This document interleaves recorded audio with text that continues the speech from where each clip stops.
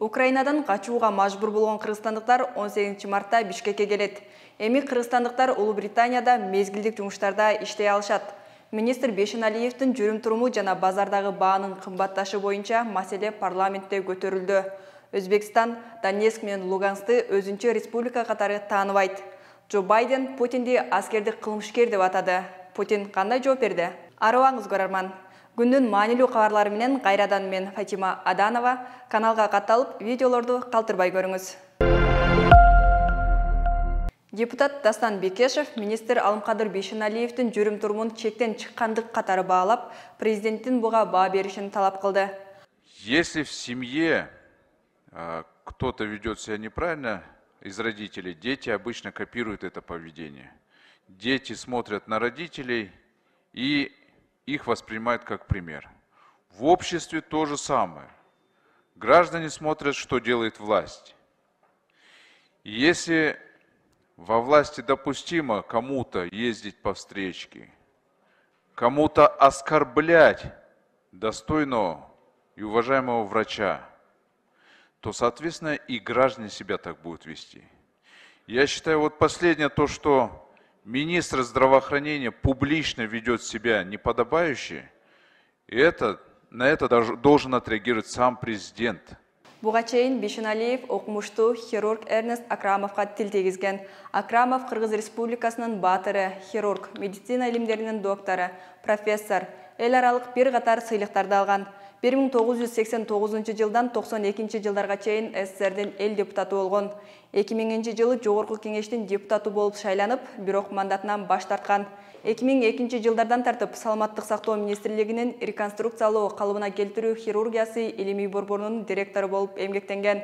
Кыргыз-Орус Славян университетинин госпиталдык хирургия кафедрасынын профессору. 2007 жылы Жогорку кеңештин 4-чакырылышына депутат болгон. Бүгүн Орусиянын Кыргызстандагы элчилигинин алдында кайрадан нааразычылык акциясы өттү. Алгач акцияга Кылым шамы укук коргоо борборунун жетекчиси Азиза Абдирасулова жана жарандык активист Өндүрүш Токтонасыров чыккан. Кийинчерээк бир нече адам кошулган. Тартип сакчылары пикетке чыккандарды 1-май райондук ички иштер бөлүмүнө алып кетишкен. Эске салсак, 1-май райондук соту Орусия элчилигинин алдына митингге чыгууга тыюу салган болчу. Россия элчилигинин алдына пикетке мен мындан 2 күн мурун өзүмдүн аккаунтума жазган. Жалгыз эле чыгам, бирок аялдар келгиле. 17 март Булбай Ак Сопиясынын 20 жылдыгы. Ошондо да ушу пикет митингге чыгабыз деп элдер атылып кеткен. Согушка каршы болобу деген мааниде мен жазганмын. Анан бүгүн өзүм жалгыз эле келдим. Мени колдоп неме келди? Өндүрүш Токтонасыров, анан Динара Ашрахунова. Ошо үчөөбүз эле турганбыз. Үчөөбүзгө бир 18 сотрудниктер келди. Анан конкреттүү эч нерсе колубузга берген жок, конкреттүү бир кагаз берген жок колубузга, эмне себептен биз чыкпашыбыз керек деп. Баягы соттун 1-май райондук соттун чечимине токтомуна ссылка кылышты. Анын копиясын сурасам беришкен жок. Анан кийин саат 11-де кармап кетти. 11-ден 4 мүнөт өткөндө биз немеде болдук. Ошо 1-май роодуда. Ошол боюнча саат 1-ден өткөнгө чейин биз менен эч кандай бир иш аракеттери жүргүзбөй эле турдук күтүп. Анан следователь бизге иш кагаздарын толтуруп баштады, сурак күбөнү суроо протокол менен. Анан эч кандай бир мыйзам бузууну тапкан жок. Анан ал мыйзам бузуу тапканым жокмун дегенден кийин анан бизди кармап барган милиция кызматкерлери баягы мыйзамдуу талапка баш ийбей койду, майда хулиганство кылды дегендей неме күнөөлөрдү коюп, анан 2 протокол түздү. 126 берене менен 128 берене менен. Чехиядагы эл аралык миграция уюму Украинадагы согушта эвакуацияланган кыргыздарды өлкөсүнө жөнөтүүдө. 18 мартта 79 кыргызстандык Прагадан Бишкекке учуп келерин аталган уюмдун өкүлү Кази Бабаярова билдирди. Бул уюм кыргыздардын жашоочу жерин табып, документтерин даярдап, Бириккен Улуттар уюмунун миграция бөлүмү менен тыгыз иш алып баратканын билдирди. Негизги эң чоң жумуш кыргыз диаспорасынын жумушу бул жергиликтүү өкмөттөр менен келишим түзүп, кыргыздарды да украиналыктардыкыдай кылып 100% карабаса дагы ошолорго жакын мамиле кылып, мындайча айтканда жатаканасын жок дегенде бекер кылып берип, юридикалык жактан кеңеш берип, бул жерде инвалид балабыз бар, ага биринчи жардам көрсөтүлдү, себеби ал эпилептик болгондуктан ал тырышып калып атты.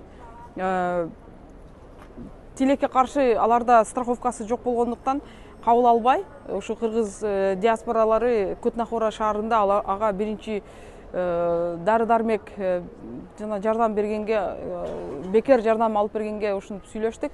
Анан бизде өзүбүздүн юрист кыздарыбыз бар, алар кээ бир кишилердин документтери жок келгендерде ошолордун бардыгына чех өкмөтү менен, чех МИД же болбосо полициясы менен сүйлөшүп, ошолорду жасап берип атабыз. Ал эми Бириккен Улуттар уюмунун эл аралык миграция бөлүмүнүн Прагадагы өкүлү Петр Карбан кыргыздардан көп кайрылуу болгонун, тажикстандыктардан, өзбекстандыктардан болбогонун айтат. Марлен Маматалиев бааны көтөргөн алып сатарларды эл душманы деп атап, 1 миллион сомго чейин айыппул салуу керектигин билдирди. Ушундай кыйын учурубузда элибиздин, мамлекетибиздин кыйын болгон учурларда айрым биздин эл душмандар деп айтат элем, башкача сөз таба албайм.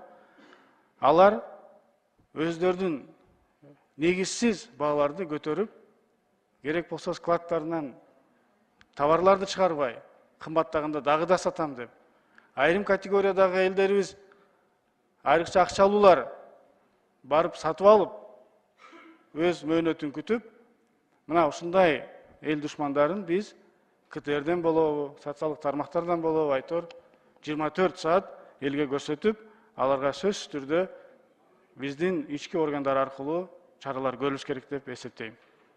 Ушул эле жагдай валюта боюнча дагы жүргүзүлүп келип жатат.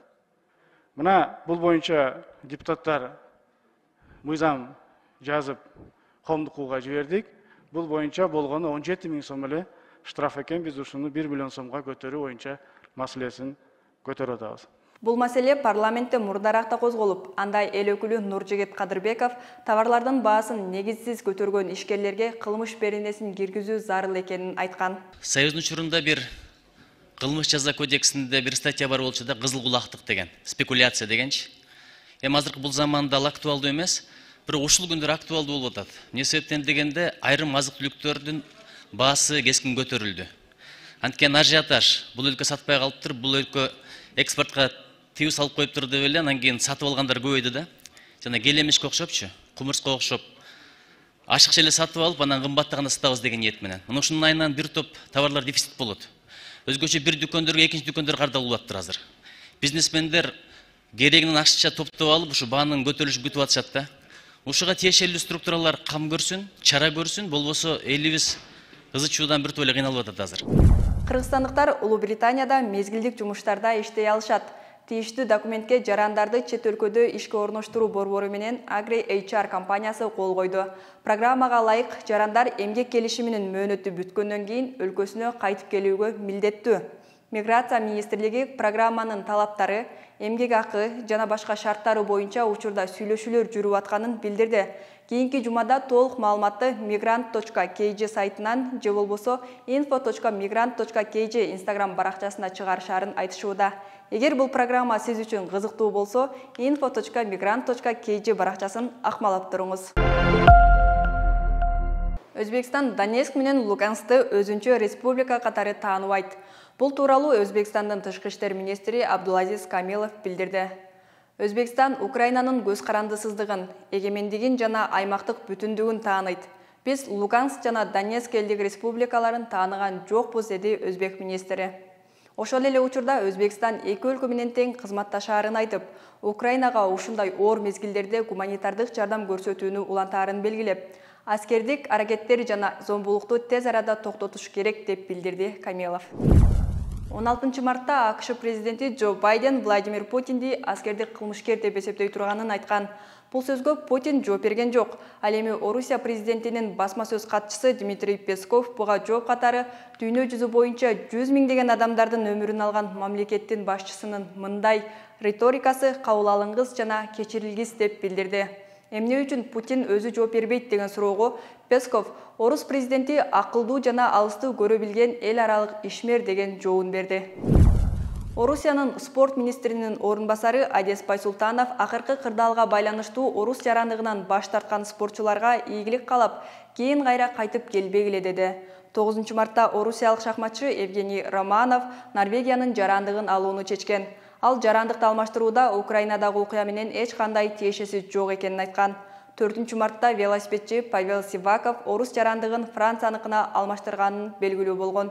Сиваков Италияда төрөлүп, Францияда чоңойгон. Ал көптөн бери Франциянын жараны болууну каалап жүргөнүн, бирок Украинадагы кырдаалдан улам мен аны тездетким келди деп билдирген. Орусия Европа кеңешинен чыгарылды. 24 февралда Орусия Украинага басып киргенине байланыштуу уюм Орусиянын мүчөлүгүн токтоткон. Көп өтпөй Орус тышкы иштер министрлиги өлкө уюмдун ишине катышпай турганын жарыялап, Европа кеңешинен чыгарын расмий кабарлаган. Москва 1996 жылы Европа кеңешине кирген жана анын тарыхында кайра чыгып кеткен биринчи мамлекет болуп калды. Уюмдан чыккан соң орус жарандары адам укуктары боюнча Европа сотуна кайрыла алышпайт. Биз Телеграмда да барбыз. Каналга катталып, лайк басып, комментарий калтырыңыз. Кайрадан көрүшкөнчө аман туруңуз.